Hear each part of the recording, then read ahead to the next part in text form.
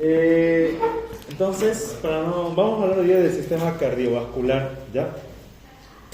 Me acuerdo que le decía al otro grupo que a partir de ahora nosotros hablamos... Me voy a quitar la oreja, no tenés cirugía. Ya nosotros ya estamos entrando a la parte histológica más compleja, ¿ya? ¿Por qué? Porque a partir de ahora lo que nosotros evaluamos o vemos al momento de ver una placa histológica es un órgano, ¿ya? Y un órgano ya no es solo tejido adiposo, ya no es solo tejido muscular, no, sino un órgano es un conjunto de tejidos que van a cumplir una función. Entonces, cuando ya nosotros tengamos que evaluar una placa histológica o un tejido histológico de un órgano, nosotros vamos a ver todos los componentes que tienen y en base a eso vamos a decir, estoy viendo un corazón, estoy viendo parte de un intestino, estoy viendo X cosa, ¿ya? Entonces es muy importante que el enfoque que ustedes tienen que darle es a la estructuración de tejidos de dichos órganos, ¿ya? El día de hoy vamos a hablar del sistema cardiovascular. ¿Alguien me puede decir cuál es la función más general que tiene el sistema cardiovascular? ¿Qué hace?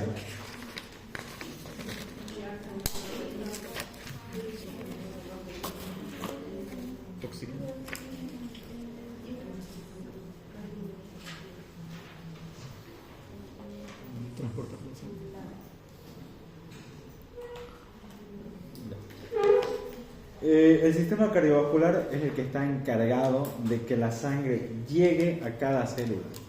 Ya cada célula de nuestro cuerpo tiene que recibir su respectivo aporte sanguíneo y asimismo tiene que recoger los desechos metabólicos que estos generen. Entonces, el sistema cardiovascular no es nada más que un conjunto o una red, tal vez de tubos, que son los vasos sanguíneos, los cuales transportan la sangre. Y ahí hay un motor trabajando. Ya el motor es la bomba cardíaca o el corazón.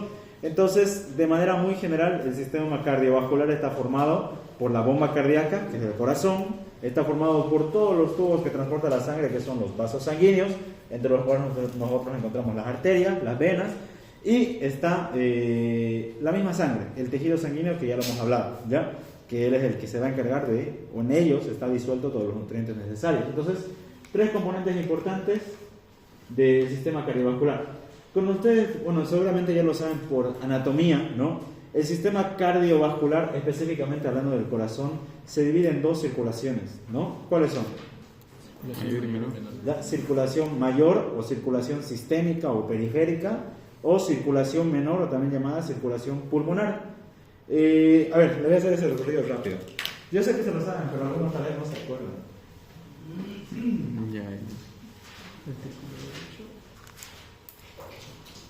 Ya te digo que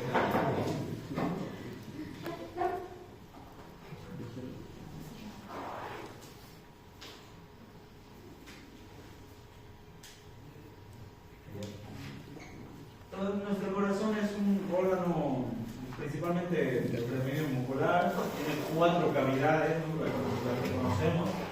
Está la aurícula derecha, el ventrículo derecho, la aurícula izquierda y el ventrículo.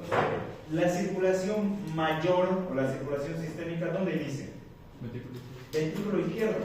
A partir del ventrículo izquierdo, a raíz del ventrículo izquierdo, sale nuestra aorta. Ya ustedes conocen los segmentos de la aorta torácica, aorta abdominal, se va por la ciliaca y listo. Y por arriba se da toda la parte del tórax superior, listo. Entonces, el ventrículo izquierdo inicia con la circulación mayor o sistémica, hace que cada una de estas ramificaciones arteriales le llegue a las células correspondientes. Estas arterias, cuando hablamos histológicamente, no es tanto que la arteria humeral o la arteria aorta carotídea, no, simplemente lo vamos a clasificar en grupos de arterias de grande tamaño, arterias de mediano tamaño o arterias de pequeño tamaño. Entonces, la circulación mayor inicia en el ventrículo izquierdo, sale por las grandes arterias como la aorta y de ahí va transcurriendo su recorrido hacia arterias de mediano calibre y arterias más pequeñas, y de ahí las famosas arteriolas. Las arteriolas se caracterizan por tener una aortita de entrada, o lo que se conoce como esfínter precapilar, y después de la arteriola está el capilar propiamente dicho. ¿Ya? Está peor este color. Muy peor este color.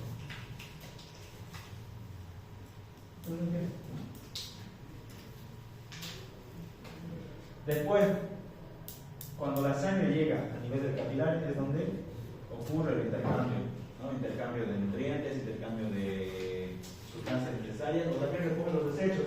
Y todos los desechos vuelven a través del extremo venoso del capilar, ingresan a una vénula, nuevamente vena de pequeño tamaño, de mediano tamaño, hasta confluir en grandes venas, que esas venas llegan a la aurícula derecha a través de la cava superior y de la cava inferior. ¿Ya? Ahí termina el recorrido de la circulación mayor. Va desde el ventrículo izquierdo hacia su recorrido a todo el cuerpo y regresa a la aurícula derecha. ¿Ya? Ahora, la circulación pulmonar o la circulación menor es un recorrido mucho más corto. Si ustedes se dan cuenta, en la mayor abarca todo el cuerpo o tiene que ir a todos lados.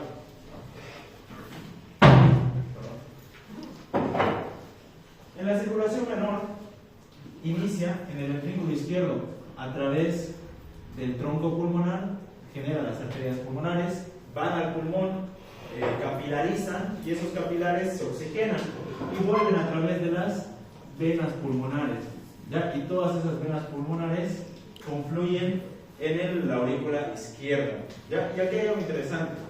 Generalmente se maneja un concepto de que las arterias son las que trabajan con sangre oxigenada. Uno cuando habla de arterias se imagina la que tiene sangre oxigenada y la vena es la que tiene sangre desoxigenada, ¿no? Sin embargo, a nivel de la circulación menor, de la circulación pulmonar, el vaso sanguíneo que sale del ventrículo derecho y esa sangre es predominantemente desoxigenada o tiene menor cantidad de oxígeno, se le conoce como arteria pulmonar y no se le conoce como vena pulmonar. Y a las vasos sanguíneos que llegan a la aurícula izquierda y que sí están con alto contenido de oxígeno, a esas no se les conoce como arterias pulmonares, se las conoce como venas pulmonares. Entonces es un concepto erróneo decir que una arteria porque tiene más oxígeno y una vena porque tiene menos oxígeno. Lo exacto o lo correcto es decir que las arterias reciben ese nombre porque llevan sangre. Independientemente de si la sangre está oxigenada o está desoxigenada, ellas llevan. La aorta lleva, el tronco pulmonar lleva y las venas traen, ¿sí? No, independientemente si están oxigenadas o no, traen sangre. Es por eso que la vena cava superior y la vena cava inferior traen a la aurícula derecha y las venas pulmonares traen a la aurícula izquierda. Entonces ese es el concepto más adecuado de una arteria y una vena. Las arterias llevan la irrigación y las venas recogen, independientemente si están cargadas de oxígeno, si no están cargadas de oxígeno, eso es lo de menos, ¿sí? Pero obviamente en la mayoría de los vasos sanguíneos sí es así, ¿no? La arteria es la que tiene el oxígeno y la vena no, ¿ya? Pero no es específicamente por eso. Incluso a nivel, por ejemplo, a nivel de la circulación fetal, ¿ya? Ocurre lo mismo. La arteria umbilical y la vena umbilical no es específicamente así porque una lleva oxígeno, otra no. Es parecido a lo que pasa acá a nivel de la circulación pulmonar, ¿ya? Entonces, lo correcto es decir que las arterias llevan la sangre y las venas las recogen. Listo. Hasta ahí es la circulación, bueno, en generalidad de la circulación. Nosotros cuando hablamos del corazón, anatómicamente se lo saben de memoria, ¿no? Hasta cuánto pide, cuánto pesa, todo eso, ¿no? Histológicamente es diferente. El corazón, ¿ya? Fíjense que en esta imagen estamos agarrando un segmento del tejido cardíaco y lo estamos agrandando acá. El corazón tiene tres capas principales, ¿ya? Y fíjense que la capa más interna es la que está en relación con la cavidad, ya sea la ventricular, ya sea la cavidad auricular. Desde interno hacia el exterior de la capa cardíaca o del tejido cardíaco contemplamos tres capas importantes. Uno, el más interno, se conoce como endocardio, ¿ya? El endocardio es un tejido que reviste la cavidad ventricular, la cavidad auricular. Es un tejido de revestimiento. ¿Qué tipo de tejido creen que es? Epitelio. Epitelio. No se olviden que lo que revisten son epitelios, ¿ya? En este caso, el endocardio es epitelio plano simple, ¿ya? Entonces, una placa histológica, nosotros lo que vemos en la capa interna de la cavidad ventricular auricular es epitelio plano simple. Después tenemos como segunda capa intermedia una capa bastante gruesa, principalmente la de los ventrículos. Ya la de las aurículas no es tan gruesa como la de los ventrículos, que se conoce como miocardio. Ese miocardio no es nada más que tejido muscular estriado cardíaco, ¿sí? El que ya hemos hablado, con sus características histológicas predominantes, como son núcleos centrales, uniones en hendidura y los discos intercalares, ¿no?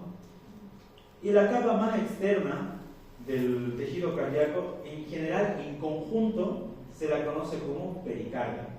Ya, y acá lo voy a graficar aquí para que me entiendan. Tengo acá mi endocardio, tengo acá mi miocardio, ¿ya? Y por fuera tiene que estar el pericardio. El pericardio es una membrana serosa que reviste el exterior del corazón, ¿sí? Ahí estamos. Pero este pericardio se va a dividir en dos capas, en dos hojas. Una hoja visceral, o un pericardio visceral, y un pericardio parietal. El pericardio visceral es la que va a estar pegadita del miocardio, ¿sí? Pegadita. Ahora, el pericardio parietal no va a estar pegada del miocardio, ¿sí? Básicamente así, las dos hojas pericárdicas están ligeramente separadas por un espacio que hay entre ellas. Este espacio se conoce como el espacio pericárdico. Pericárdico. ¿Listo? Pero el pericardio parietal, que es el que está más externamente, tiene dos capas. O sea, a pesar de que el pericardio se divide en dos capas, el pericardio parietal también tiene unas dos subcapas. Una capa interna, que se conoce como la capa serosa, y otra capa externa, que es la capa fibrosa. Entonces, esa sería realmente la organización del tejido pericárdico, ¿ya? Tenemos una capa visceral adosada al miocardio y una capa parietal que tiene una porción serosa y una porción fibrosa. Entre ambas capas del pericardio hay un pequeño espacio que se conoce como el espacio pericárdico, cavidad pericárdica, y en ese espacio pericárdico está circulando el líquido pericárdico, que es aproximadamente de 40 a 50 metros. El pericardio visceral, si ustedes lo pueden ver en la imagen, también recibe otro nombre, se llama epicardio, ¿ya? Entonces van a tener cuidado con confundir. El epicardio y el pericardio visceral son lo mismo, ¿sí? Ahora fíjense que en la cavidad pericárdica les decía que hay un líquido pericárdico. ¿Cuál es el fin del líquido pericárdico? ¿Para qué creen que aquí hay cierta cantidad de líquido dentro de las dos capas viscerales? Amortiguamiento de los movimientos cardíacos, ¿sí? Permite o evita el roce y el frote de las dos hojas pericárdicas, ¿ya? De hecho, cuando hay infecciones o cuando hay inflamaciones de ese nivel, las dos hojas se frotan entre ellas, producen dolor y se inflaman, ¿ya? Pericarditis. Nuevamente vemos acá lo mismo. La capa más interna, conocida como endocardio, el epitelio plano simple. La capa media es el miocardio. Tenemos el pericardio exterior, que el pericardio visceral se adosa al miocardio, y el pericardio parietal que está por fuera tiene dos capas, la capa serosa y la capa fibrosa, ¿ya? Ahora fíjense acá, mucho ojito. Entre la capa endocárdica y la capa miocárdica, fíjense que hay una subcapa. ¿Saben cuál es su nombre? Fíjense, este es el endocardio y este es el miocardio. Fíjense que acá hay otra capa intermedia. ¿Saben su nombre?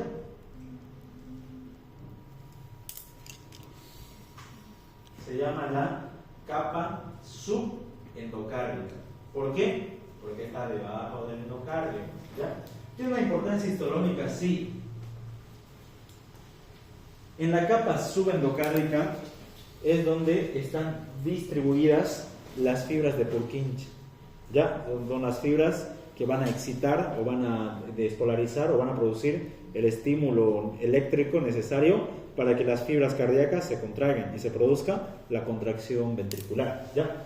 Es decir, el subendocardio me interesa porque en ese sitio es donde yo voy a poder observar las fibras de Purkinje, ¿ya? O las células de la fibra de Purkinje. El corazón, así hablando funcionalmente, es un órgano bastante activo. Y hay una característica importante del corazón que no la tiene otros órganos. El corazón tiene una capacidad o una propiedad que se llama automatismo, ¿ya? Y es curioso, la mayoría de nuestras funciones están mediadas o por acciones conscientes o por reacciones inconscientes. El cuerpo hace cosas con nuestra voluntad o incluso hace cosas sin que nosotros lo decidamos. El corazón, que ya de por sí es alguien que trabaja con mecanismos involuntarios, sin embargo, a pesar, o nos dice la teoría, que no haya inervación, que no hubiera sistema nervioso, el tejido cardíaco es autómata, ¿ya? Puede seguir trabajando aún en ausencia de estímulo nervioso externo, ¿sí? ¿Por qué? Porque el sistema o el corazón tiene su propio sistema eléctrico, ¿ya? Es el sistema cardionector. Ese sistema cardionector permite al corazón que él solito pueda generar su impulso. Básicamente él solito trabaja, ¿ya? Él solito se da la irrigación. De hecho, lo más curioso es que el mismo corazón solito da su propia irrigación, ¿ya? Entonces él hace todo, básicamente, el carrera, ¿ya? El sistema cardionector es un conjunto de fibras musculares, ¿ya? Y aquí hay algo interesante. El sistema cardionector no es tejido nervioso. Ya no son células nerviosas, no son neuronas que excitan, son fibras musculares. Todo el sistema cardionector es fibra muscular, pero con la característica de que son altamente especializadas, ¿ya? Tienen abundante glucógeno, están modificadas. Es decir, si la función de un tejido muscular generalmente es la contracción, ¿ya? Estas fibras altamente especializadas, su función principal no es contraerse, sino generar impulsos eléctricos, casi como lo hace una neurona. Es por eso que uno puede pensar que el sistema cardionector es tejido nervioso, pero no, es tejido muscular, ¿ya? Pero altamente especializado. El sistema cardionector está compuesto por está formado por varios componentes. Tenemos un comandante, ¿ya? O un marcapasos fisiológico, que es el nodo sinusal. El nodo sinusal es el que se encarga de generar el impulso eléctrico para que el corazón lata en cada momento. ¿Dónde se encuentra anatómicamente el nodo sinusal? En la aurícula derecha. Ya, y más específico.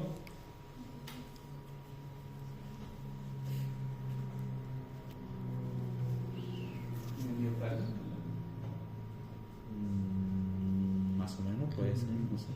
Endocardio. ¿Qué dicen? Ustedes están ya en anatomía, yo ya no. Endocardio. ¿Dónde se encuentra el nodo sinusal?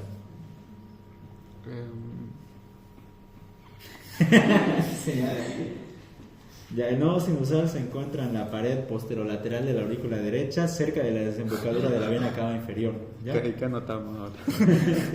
Está en la pared posterolateral. Claro. Es decir, de la aurícula derecha, su pared posterolateral, cerca de donde desemboca la vena cava superior. ¿Ya? Ahí está una masa de células que es el nódulo sinusal. Son células que se encargan de generar el impulso eléctrico. Y ahora yo les hago una pregunta tal vez un poco graciosa. ¿Cómo es el ruido del corazón? A ver, todos digan. ¿Cómo hace el corazón? Los de atrás no nos escuchan. ¿Cómo hace el corazón? Tuk tuk tac. Tic-tac, tic-tac. Si ustedes escuchan un corazón sano, el corazón normalmente tiene dos tiempos, ¿ya? O el ruido es dos tiempos, o dos ruidos cardíacos, ¿no? Es tum, tum, tum, tum, tum, tum. Y fíjense que aparte de que tiene dos ruidos cardíacos, es bastante secuencial y rítmico, y la misma frecuencia, generalmente, ¿no? Entonces va tum, tum, tum, tum, tum, tum, tum, tum. Entonces eso nos da a entender que el corazón no se contrae todo al mismo tiempo, sino tiene dos tiempos de contracción, ¿ya? Y esto es lo interesante. El nodo sinusal genera el impulso eléctrico y hace que primero se contraigan las aurículas. Los ventrículos todavía no se contraen con el impulso eléctrico. ¿Por qué? Fíjense que el nodo sinusal manda la señal eléctrica a través de haces internodales. Tenemos tres, ¿no? ¿Cuáles son? ¿Cuáles son los haces internodales? El haz de His. No. Haces internodales. Fíjense, aquí está el nódulo sinusal y del nódulo sinusal salen 3 haces. Fíjense que un haz va a la aurícula izquierda y los otros comunican al nódulo auriculoventricular. Tiene nombre. ¿Cuáles son? Algo de Watchman, no sé. El de Bachmann conecta con la aurícula izquierda. El de Weichenbach Ese mismo. es el medio y el de Tourette. El de Toretto, ¿no? No. Bachmann, Weichenbach y Tourette, el de Tourette, el haz de Tourette, ¿ya? Que es Batman, el Toretto posterior. y no sé qué más. O también más fácil, Toretto. haz internodal anterior, medio y posterior. ¿Ya? Más fácil. Más fácil, más fácil. ¿Ya? Así no lo vemos aprendido. ¿Verdad? No. Entonces, este nodo sinusal genera el impulso, pero como ustedes saben, los impulsos viajan a milisegundos, entonces fácilmente la señal que se encuentra acá viajaría en milisegundos al ventrículo y todo se contraería al mismo tiempo, pero no sucede eso. ¿Por qué? Porque cuando el nódulo sinusal manda su corriente eléctrica, es transportada primero a las aurículas y después llega al nódulo auriculoventricular, donde sufre un retraso. El nódulo auriculoventricular es como un peaje, ya le va a hacer retrasar al impulso nervioso. Es por eso que después de unos segundos, milisegundos, casi nada, 0,9 segundos, el impulso eléctrico recién puede atravesar hacia el haz de His. El haz de His, o también llamada rama perforante, se divide en dos: una rama izquierda que va a ir hacia el ventrículo izquierdo y una rama derecha que va a ir hacia el ventrículo derecho. Entonces, una vez que el impulso eléctrico llega al nódulo auriculoventricular, se despolariza, manda el impulso eléctrico hacia los haces de His, que llegan hasta el ápex cardíaco, y del ápex cardíaco se empiezan a ramificar en las famosísimas fibras de Purkinje. Y las fibras de Purkinje van a llegar a cada una de las fibras musculares y van a hacer que todas se contraigan al mismo tiempo, ¿ya? Es por eso que el corazón tiene dos ruidos cardíacos. ¿Por qué? Porque primero ocurre un periodo y después el otro, ¿ya? Los ruidos cardíacos no son específicamente porque se contrae la aurícula y el ventrículo, lo van a entender más, claro, lo van a estudiar mejor al año, pero quédense con esa idea: el corazón tiene dos tiempos, ya primero se contrae la aurícula y después el ventrículo, y es necesario. ¿Por qué? La sangre que le llega de las cavas a la derecha o de las venas pulmonares a la izquierda, primero tiene que llenarse y después se contrae, y esa contracción permite que la sangre baje hacia el ventrículo. Y del ventrículo, como ya está lleno, recién el ventrículo se puede contraer y mandar la sangre a donde tenga que ir, ¿sí? No puede ser el corazón que todo se contraiga al mismo tiempo, sino ¿dónde iría la sangre? No va a tener un flujo adecuado. Y de hecho hay patologías que producen eso, ¿ya? Que evitan que el corazón se contraiga como loco y la sangre no sabe a dónde ir, ¿ya? Volviendo al tema. Entonces, una vez que se contraen las aurículas, el impulso sale un poquito más tarde del nódulo auriculoventricular y se contraen los ventrículos y la sangre es eyectada. Antes de seguir, ¿dónde se encuentra el nódulo auriculoventricular? Este está más fácil. Entre los ventrículos. Inter algo, Anatómicamente, a mí me entrena en mi año de anatomía. Pero nosotros. ¿No dieron segundo parcial en el segundo? La rueda, no sé qué. El triángulo de Koch. ¿Has escuchado ese? Sí. Está limitado. Claro, ya me acordé. Ya, viste, sabes de memoria. Sabía, ¿Ya? no, sabía. En el triángulo de Koch se encuentra, ¿no? Y obviamente dentro de la aurícula derecha. Fíjense, el sistema cardionector es un sistema importante para la contracción del corazón. El corazón tiene dos tiempos, eso sí, lo vamos a especificar bien. Tiene un tiempo de contracción y un tiempo de relajación, ¿sí? El corazón hace tum, tum, tum, tum, tum, tum. A esos dos tiempos reciben nombres. El primer tiempo de contracción se le conoce como sístole, ya sístole cardíaca. El corazón hace, se contrae y la sangre se eyecta. Y el segundo es relajación, la sangre se puede llenar nuevamente para nuevo eyectar. Entonces, sístole cuando el corazón se contrae, diástole cuando el corazón se relaja. Eso sí no se pueden olvidar, el corazón tiene dos tiempos cardíacos, ¿ya? Aparte, el corazón, como ustedes lo saben, tiene un esqueleto fibroso. A nivel de la división entre la aurícula y el ventrículo hay un esqueleto fibroso que forman válvulas. La válvula que separa la aurícula derecha de la izquierda es la válvula tricuspidia y la del corazón izquierdo es la válvula mitral. Asimismo, hay válvulas que separan la cavidad ventricular con los vasos sanguíneos. La que separa el ventrículo izquierdo de la aorta es la válvula aórtica y la que separa el ventrículo derecho de la pulmonar es la válvula pulmonar, ¿no? Eso está facilito. Pero fíjense, el esqueleto fibroso, ¿ya? va a formarme a estos anillos fibrosos de los cuales se van a formar las valvas cardíacas, ¿ya? Y estas valvas tienen una característica histológica interesante, tienen 3 capas, ¿ya? Las válvulas cardíacas, ya sea la mitral, ya sea la tricuspide, ya sea la pulmonar, ya sea la aórtica, 3 capas histológicas, ¿sí? Vamos a ir de la superficie ventricular. De hecho, fíjense, acá nos dicen que es la superficie del atrio o la superficie auricular. Acá está la aurícula y acá vamos el ventrículo. Ya imaginemos que es la tricuspidia. Entonces, fíjense que del lado auricular tienen la superficie atrial, ¿sí? O superficie auricular. Esa superficie atrial auricular es similar al tejido endocárdico. ¿Qué tipo de tejido era el endocardio? Epitelio plano simple. Entonces, en la superficie auricular y en la ventricular, lo que nosotros vamos a encontrar es endocardio. ¿Por qué? Porque las válvulas van a estar revestidas por endocardio.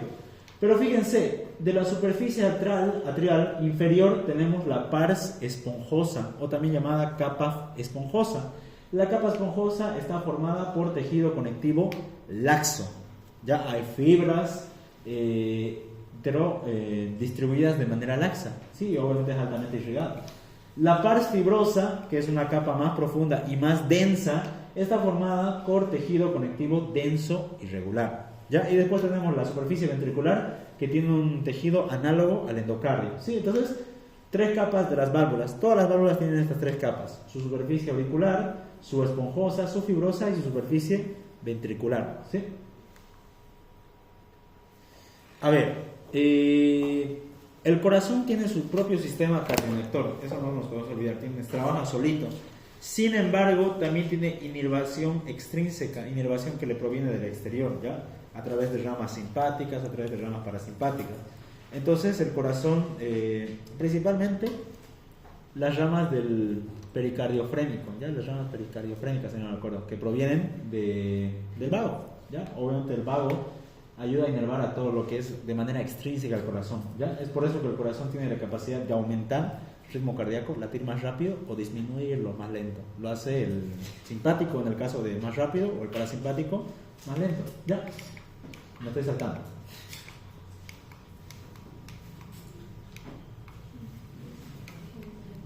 Acá podemos recapitular, ¿no? El endocardio tiene su capa endotelial, su subendotelial, ahí se encuentra el sistema cardionector, ¿ya? El miocardio por células musculares, el epicardio. Como son membranas serosas, las membranas serosas siempre están formadas por epitelio plano simple, o conocido como mesotelio, ¿no?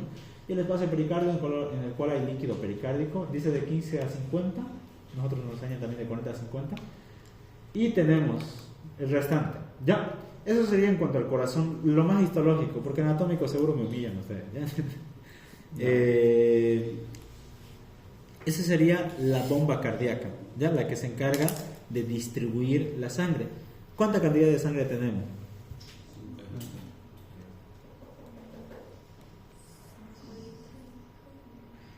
Aproximadamente 5 litros, ¿no? Los hombres tienen un poquito más que las mujeres. Cada vez que el corazón late, bota una pequeña cantidad, ¿no? Y en total, a ese trabajo que hace el corazón de botar la sangre se reconoce como gasto cardíaco, ¿ya? El corazón hace un gasto para eliminar o inyectar la sangre hacia la circulación. Es un concepto un poco más complejo. Pero hasta ahí con el corazón, ¿ya? Vámonos con el sistema de vasos sanguíneos. Sangre ya lo hemos hablado, no lo vamos a tocar, pero el sistema de vasos sanguíneos sí. Como les decía al principio, nosotros tenemos arterias, que las arterias principalmente se encargan de llevar la sangre, y tenemos las venas, que principalmente se encargan de recoger la sangre. Tanto las arterias como las venas van a tener 3 capas histológicas, ¿ya? La capa que está en contacto con la sangre, o la capa más interna, se conoce como la túnica íntima, o la capa íntima del vaso sanguíneo. Después tenemos una capa media, o también se llama túnica media, y una capa muy externa que se conoce como túnica adventicia, ¿ya? Tanto las arterias como las venas tienen lo mismo, que varía en la distribución. Uno tiene más media, otro tiene más adventicia, etcétera, ¿no? Lo vamos a hablar de eso. Entonces, fíjense, esta es una arteria. En la luz está recubierta por el endotelio, que es la túnica íntima. ¿El endotelio qué tipo de tejido es? Es epitelio plano simple, ¿ya? Este epitelio plano simple es estrecho, ¿ya? Es decir, sus uniones de las células endoteliales son bien estrechas, así evita que la sangre se salga, ¿no? El endotelio tiene, van a ver ustedes cuando lean el ROS, el endotelio tiene un montón de funciones, ya si me da tiempo las tocamos, si no, no. El endotelio tiene un montón de funciones, una de ellas es una barrera impermeable, ya evita que la sangre se salga, obviamente. Después tenemos la túnica media, que está formada principalmente por células musculares lisas. Las arterias principalmente son las que tienen más túnica media que las venas. Las venas casi no tienen, o su túnica media es más delgada. ¿Por qué? Las arterias trabajan con mayor presión, ¿ya? Es por eso que ustedes pueden sentir los pulsos, ¿no? Los pulsos carotidio, el humeral, el radial. Si ustedes sienten es como un latido, ¿no? ¿Por qué? Porque la sangre arterial que está recorriendo ejerce presión sobre el vaso sanguíneo. Entonces, las arterias tienen que ser resistentes a esa presión. Entonces, su capa muscular es gruesa. Y hay algo interesante. Los vasos sanguíneos, tanto venosos como arteriales, tienen la capacidad de reducir la luz o de aumentar la luz, ¿ya? A eso se conoce como vasoconstricción, cuando la luz se disminuye, y vasodilatación, cuando la luz se agranda o se ensancha mucho más.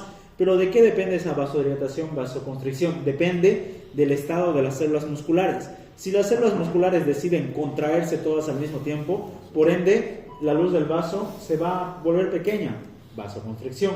O si las células musculares se deciden relajar todas, va a haber un proceso de vasodilatación, la luz de mi vaso sanguíneo se va a ensanchar más. Entonces, el fenómeno de vasoconstricción, vasodilatación, está principalmente mediado por el estado de las células musculares. Obviamente hay estímulos que van a hacer que se contraigan, van a hacer que se relajan, pero obviamente quien produce vasoconstricción y vasodilatación son las células musculares lisas. Y en la zona más externa del vaso sanguíneo, de la arteria o de la vena, tenemos la túnica adventicia. La túnica adventicia está formada por tejido conectivo. Y en ese tejido conectivo vamos a tener dos estructuras importantísimas, como lo son el vasa vasorum y el nervi vasorum, ¿ya? Y es algo curioso, chistoso tal vez, ¿no? Esta es una arteria. La arteria lleva sangre, ¿sí? Permite que la sangre llegue a todas las células. Pero, ¿quién irriga sus propias células? ¿De dónde le llega sangre a sus propias células? Yo les digo desde ya que la sangre no va a salir de la arteria, por ende la sangre no va a poder irrigar a la túnica media y mucho menos a la adventicia que están por fuera. Es impermeable. Entonces, ¿de dónde se irrigan? Y ahí es donde sale el vasa vasorum. Para que me entiendan, el vasa vasorum son vasos sanguíneos para los vasos sanguíneos. Es decir, el vaso sanguíneo tiene vasos sanguíneos para él mismo, ¿ya? Y esos vasa vasorum va a estar irrigando tanto la túnica adventicia como la túnica media, porque ellos no reciben irrigación o no les llega ni una gota de sangre, bueno, en casos normales, de la luz arterial, no les llega, ¿ya? Entonces, estas tienen sus propios vasos sanguíneos que son microscópicos, que están ampliamente distribuidos en la túnica adventicia, y de ahí se irrigan o reciben o desechan todo lo que no les sirve. Y también fíjense que tenemos distribuido en la adventicia el nervi vasorum, ¿ya? Las células musculares lisas, estriadas, requieren para contraerse o relajarse un estímulo nervioso. No van a trabajar solitas ellas. Ahí nace el nervi vasorum. El nervi vasorum son ramificaciones nerviosas para el vaso sanguíneo. Es decir, cuando el nervi vasorum ejerza una señal excitatoria, las células musculares se van a contraer y cuando no, se van a relajar. Entonces, eso va a ayudar al estímulo de vasoconstricción, vasorelajación. Por ejemplo, cuando ustedes están ansiosos, nerviosos o están haciendo un trote, un ejercicio intenso, su cuerpo sufre un proceso de vasoconstricción. ¿Para qué? Para aumentar el flujo sanguíneo, ¿ya? Pero ¿de dónde proviene esa vasoconstricción? ¿Por qué los vasos sanguíneos han decidido contraerse? Por estimulación de las terminaciones nerviosas del simpático. A través de los nervi vasorum les llegan a cada una de las fibras musculares lisas, ¿sí? Entonces, básicamente, el vasa vasorum sería vasos para los vasos sanguíneos y el nervi vasorum serían ramificaciones nerviosas para el vaso sanguíneo, ¿sí? Ahora, lo que les decía al principio, Tanto las arterias como las venas sufren esta clasificación según el calibre. Tenemos arterias grandes, arterias medianas y arterias pequeñas. Lo mismo con las venas, tenemos venas pequeñas, venas medianas y venas grandes. Vamos a empezar con las arterias. Las arterias grandes también reciben el nombre de arterias elásticas. ¿Por qué? Si nosotros agarramos una arteria elástica y la teñimos con una tinción especial, fíjense que va a estar llena de fibras elásticas. Todo esto que vemos acá son fibras elásticas, ¿ya? Por eso es que las arterias grandes también se llaman arterias elásticas, porque poseen abundante elastina, ¿sí? Fíjense ejemplos de arterias grandes: la aorta, sus principales ramas como la carótida común, las subclavias, las femorales, las ilíacas primitivas. Todas esas son arterias grandes y por ende consideradas arterias elásticas. Se puede distinguir su túnica íntima, que es esta delgadita. Todo esto sería su túnica media y más por acá estaría la túnica adventicia. Claro que sí se puede distinguir. Fíjense que en la túnica media de las arterias elásticas casi no hay fibroblastos. Entonces, todas estas fibras elásticas, ¿quién las crea? Las propias células musculares lisas, ¿sí? Generalmente las fibras elásticas, colágenos, reticulares, nosotros decíamos que el fibroblasto se encarga de crearlas. Pero en el caso de las arterias grandes, ellas no tienen fibroblastos. Son las células musculares lisas quien crean estas fibras elásticas y de colágeno, ¿ya? Algo interesante. En la capa endotelial de las arterias, ¿ya? Las células endoteliales tienen una capa interna que se conoce como la capa subíntima, ¿ya? Porque está debajo de la íntima, casi todo es relación anatómica, ¿no? La subíntima se caracteriza por albergar los cuerpos de Weibel-Palade. ¿Han escuchado de ellos? ¿Saben cuál es su función? Los cuerpos de Weibel-Palade se encuentran en la capa subíntima de las células endoteliales. Ahí están, de las arterias principalmente.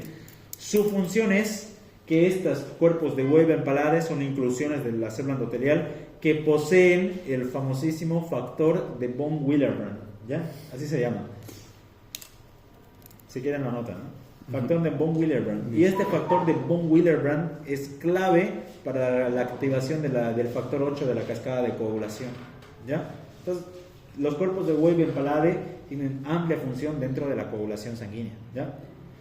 Y aparte, los cuerpos de Weibel-Palade, aparte de tener el factor de von Willebrand, también tienen las selectinas, el grupo de las selectinas, que también son clave para la migración leucocitaria, ya que lo van a ver más a profundidad en patología. Pero se agarran las ambas. No. Ahora, las arterias de mediano calibre, es decir, son arterias que tienen menor calibre, ¿no? Y se caracterizan principalmente por tener membranas elásticas prominentes, ¿ya? Fíjense que en la arteria grande, fíjense que ella tiene un montón de fibras elásticas, pero la arteria mediana tiene también fibras elásticas. Sin embargo, fíjense que forman pequeñas barreras, ¿ya? A esas barreras, y que se notan clarito de color negro, se las conoce como láminas elásticas. Hay una lámina elástica interna y hay otra que es la lámina elástica externa, que no son nada más que acumulación de fibras elásticas. Obviamente se pueden tener condiciones especiales. Y en las arterias medianas se nota clarito, al tiro, ¿ya? La túnica, la membrana elástica interna me va a separar la íntima de la media, y la membrana elástica externa me separa la media de la adventicia, ¿ya? Y fíjense que se nota bonito. Acá está el endotelio, aquí está toda su membrana elástica interna, todo esto son células musculares lisas, esta es su membrana elástica externa, y todo eso es su adventicia, tejido conectivo. Y fíjense que aquí hay pequeños vasos sanguíneos que son los vasovasoros, ¿ya?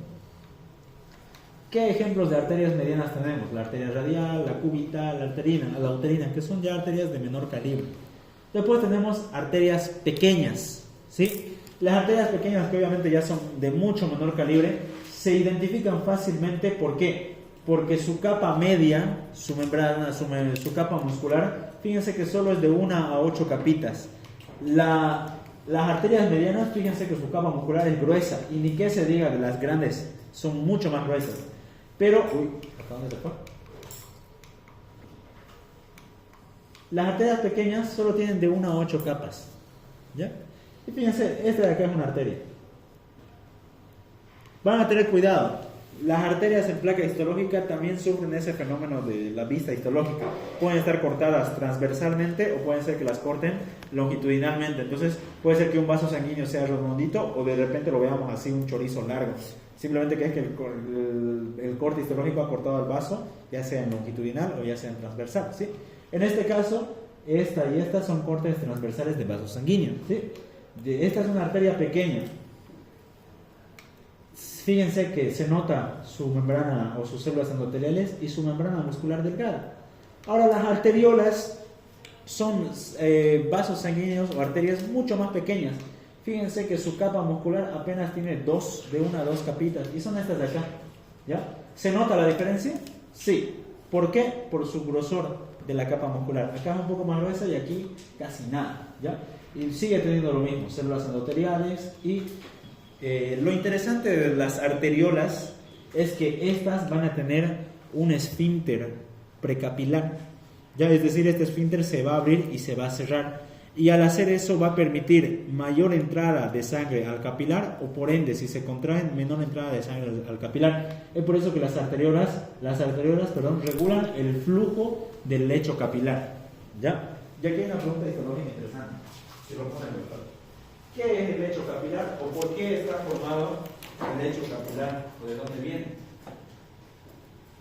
El lecho capilar está formado por tres estructuras: las arteriolas, el capilar y las vénulas, ¿sí? Es decir, arteriola, capilar y vénulas.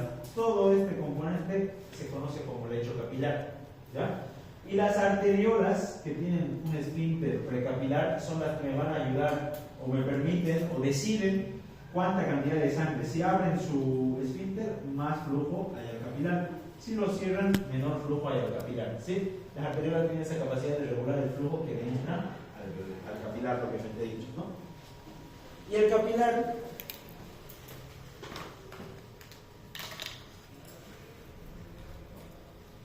el capilar son vasos sanguíneos extremadamente delgaditos.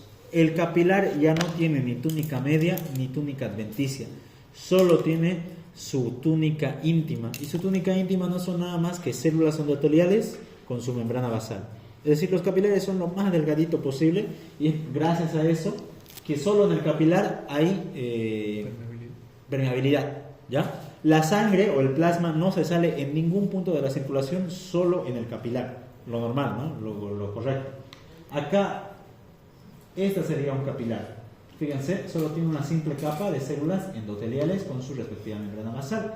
Entonces, ellas permiten el intercambio de las células con el capilar sanguíneo. Todo lo que haya lo llevan o recogen también.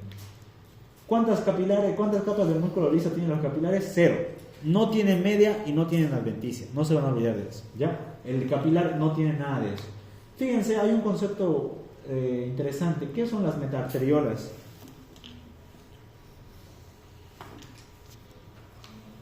Fíjense que las metaarteriolas no son nada más que flujos o ramas preferenciales de circulación, ¿ya?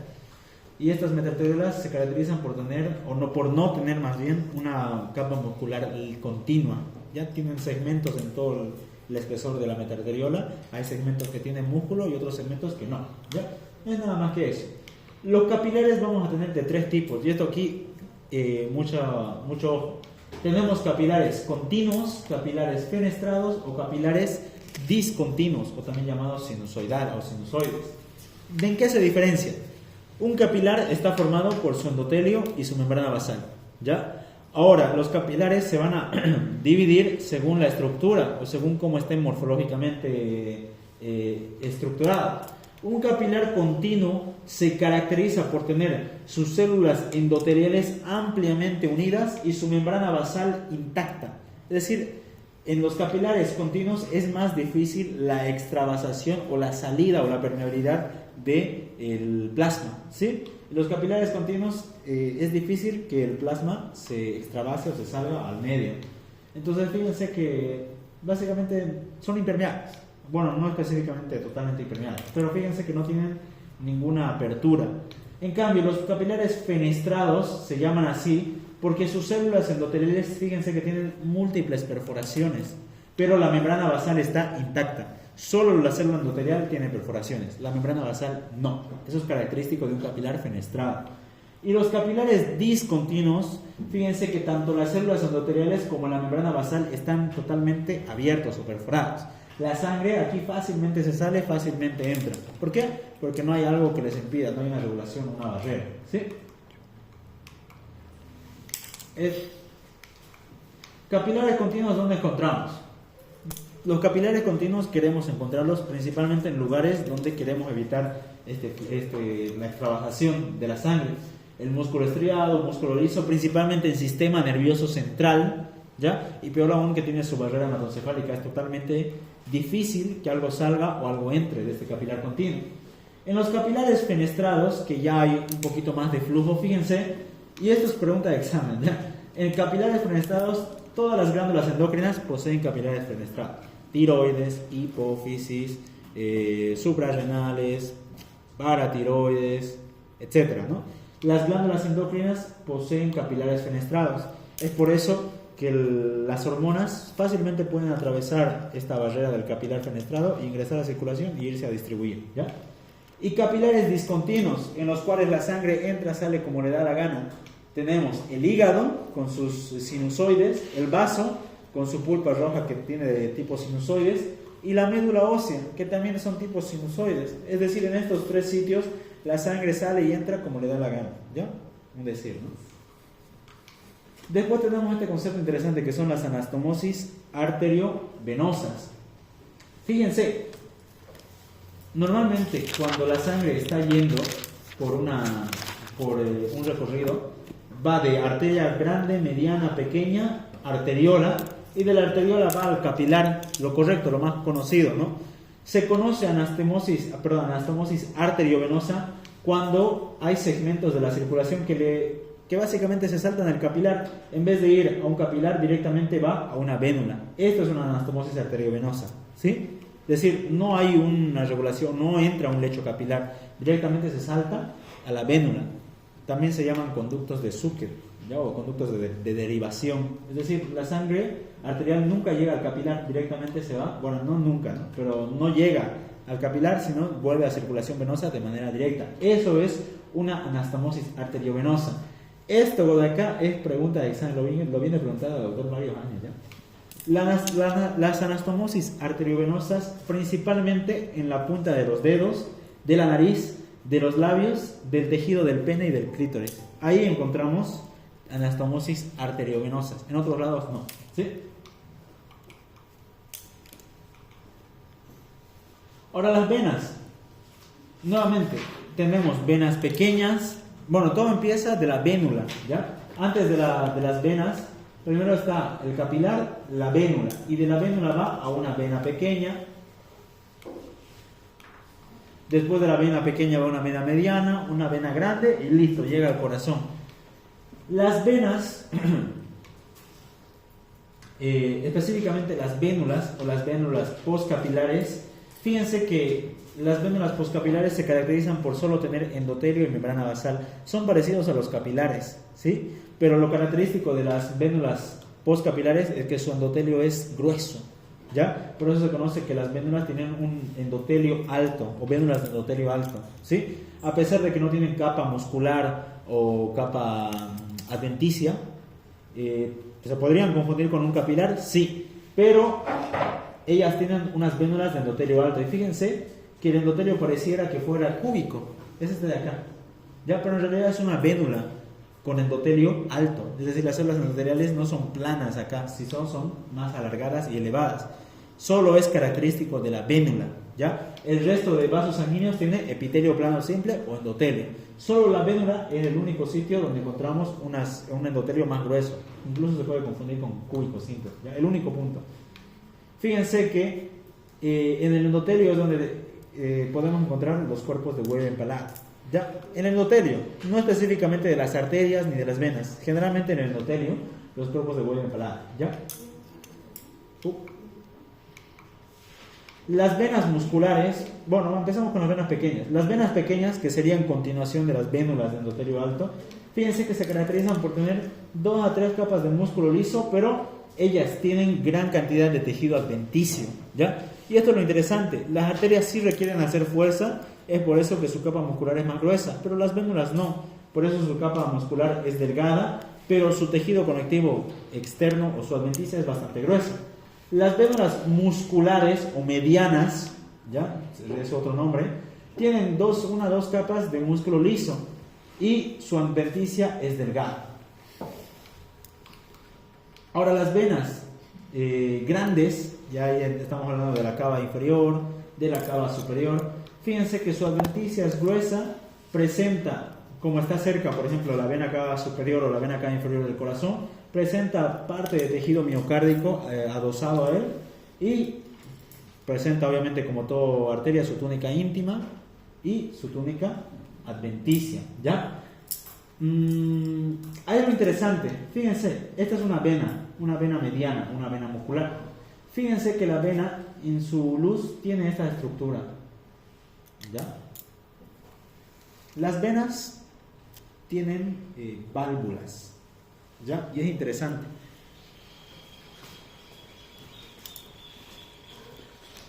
Esta es una vena para mí, ¿ya? La sangre está, digamos, recorriendo o viniendo hacia las aurículas. La sangre tiene este recorrido. Las venas tienen válvulas, ya válvulas venosas. Estas válvulas van a permitir que la sangre suba y evite volver abajo. Y es importante porque normalmente la gravedad, ¿ya?, ejerce fuerza sobre nosotros, aunque no queramos, ¿no? Nos caemos gracias a la gravedad. La gravedad igual ejerce fuerza sobre el líquido, es decir, los líquidos, la sangre tiende a irse hacia abajo. Es por eso que mientras más tiempo estemos parados de pie, muchas personas van a ver que sus pies se amoldan, específicamente las venas se dilatan. ¿Por qué? Porque más sangre está quedando hacia abajo por la presión de la gravedad, ¿ya? Y eso es interesante. Entonces, ¿cómo hace el corazón o la circulación para llevar sangre desde la punta de mi dedo a mi corazón? Tiene que recorrer, tiene que vencer la gravedad, ¿sí? Obviamente no podría hacerlo sin las válvulas. Las válvulas venosas van a permitir que un tantito de sangre llegue y esto se cierra. Y obviamente va a evitar que vuelva a ir hacia atrás, vuelva a sentir retrógrado. Entonces, en el siguiente va a avanzar otro poquito y se queda, otro poquito y se queda, así hasta llegar al corazón.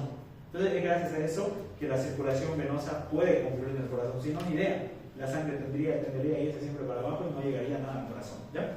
Entonces, las venas poseen estas válvulas venosas que son importantes para el retorno venoso. Sin esas no podría haber un buen retorno venoso. De hecho, cuando hay personas que se les conoce que tienen insuficiencia de la bomba venosa, van a ver personas con las famosísimas varices, principalmente en los pies. Son venas dilatadísimas, ya ahí se nota clarito y están por encima de la piel. Y claro, son peligrosas. En muchos de los casos puede llegar a producir trombos, y esos trombos un infarto pulmonar, ¿ya? Más adelante lo van a ver eso, ¿ya? Pero es importante que el flujo venoso sea adecuado, ¿ya? Y es gracias a las válvulas venosas, ¿ya? Ahora también tenemos vasos atípicos que no siguen específicamente las reglas de un vaso sanguíneo normal. Fíjense que las arterias coronarias son unos vasos atípicos, ¿ya? Fíjense que sus paredes son más gruesas que las medianas y su túnica íntima tiende a engrosarse, ¿ya? También los senos venosos durales, que son vasos vasos sanguíneos venosos, que van a ver que tenemos de varios tipos, ¿ya? Y fíjense que su lumen es bastante amplio y carecen de músculo liso. Después tenemos otros vasos sanguíneos especiales, como la vena safena magna, ¿ya? La vena safena magna, fíjense que es un vaso usado en la revascularización coronaria, tiene gran capacidad de almacenar sangre. A ver, es un poco más complejo. Las venas, como les decía, no trabajan como las arterias trabajan a presión. Las venas no, son más tranquilitas. Es que lo van a ver eso al año, por eso no lo quiero complicar, ¿eh? Pero las venas tienen una capacidad de almacenar sangre, ¿sí? Es decir, en las venas la sangre transcurre más lento que en las arterias. Cuando hay motivos o cuando hay necesidad de sangre, las venas se pueden contraer y llevar todo a su almacén sanguíneo directamente a la circulación con mayor rapidez, ¿sí? Está almacenado en su pie, güey.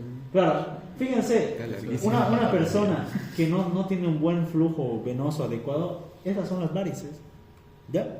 Estas varices tienden a la embolia, al tromboembolismo, ¿ya? Entonces esta persona probablemente no tenga un buen retorno venoso. ¿Por qué? Porque probablemente sus válvulas venosas no están trabajando bien como deberían. Entonces la sangre se tiene a atascar abajo por la presión de la gravedad, ¿ya? Otro vaso atípico son las venas de la médula central. Fíjense que las venas centrales de la médula suprarrenal, su característica más histológica es que estas están con músculo liso en sentido longitudinal y su distribución es bastante irregular. Ya no es... Fíjense acá, ¿ya? Generalmente el músculo liso es circular, ¿ya? Va así en el vaso sanguíneo, pero acá va en sentido longitudinal. Ya fíjense que es como si hubiéramos agarrado un músculo y lo hubiéramos cortado longitudinalmente. Eso es característico de la vénula, de la vena, perdón, central de la médula suprarrenal. Solo ahí. Generalmente el músculo debería estar así, formando áreas circulares del vaso sanguíneo en un área transversal, pero en este caso es longitudinal. ¿Ya? Un meme por ahí. Ya. A ver, saquemos un microscopio para que podamos ver las estructuras.